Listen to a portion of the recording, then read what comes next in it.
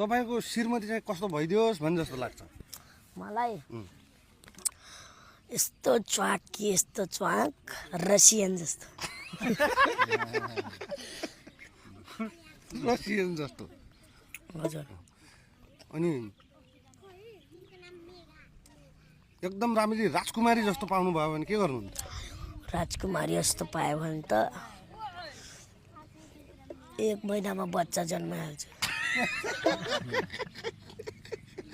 they लौ त है ल काठमाडौँको सुबरगुन्डा पोखराको गाइने आजकालको केटीहरूलाई म जस्तो जङ्गी केटा छैन या 7-14 घर मेरो बौद्ध तिमी सारी मोटी भयो बेना बेना दौर गाउँ मेरो रौदा हरचन्द्र नि क्या हजुरबाको प्रपर्टी 15 बिघा थाइल्यान्ड जानुहुन्छ सारङ्गी बजाएर एक्लै एक्लै गाउँ गाउँमा जानुहुन्छ के भन्छन् केटीहरूले के भन्छन् केटीहरू मस्के गर्छन् उहाँ धेरै मस्किरहेछ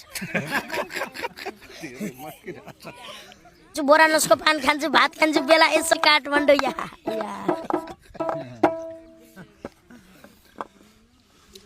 अनि जेएनजी भन्ने थाहा पाउनुहुन्छ आन्दोलन भयो नि देशमा यत्रो जेएनजी भन्ने थाहा छ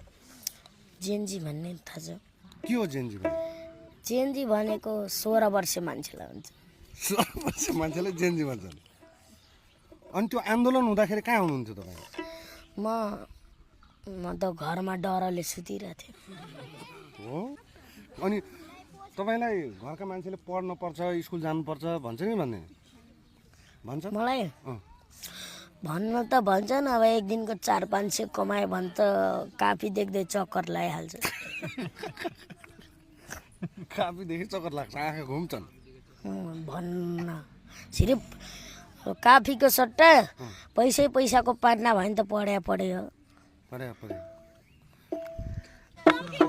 जिमाने ग्याजा दाङ्गो जाँदा शिव जितङ्गो पऱ्यो मैले ग्याजा खाँदा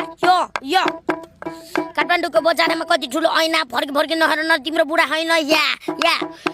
त्यसैले आउन पाऊ तिमी भाउ नखाऊ हामी कुनै कच्चा अँध्याएर ठाउँमा जाऊ त्यसपछि गरौला रातभरि मोज मेरो बोका पारा कस्तो लाग्यो नि हो यो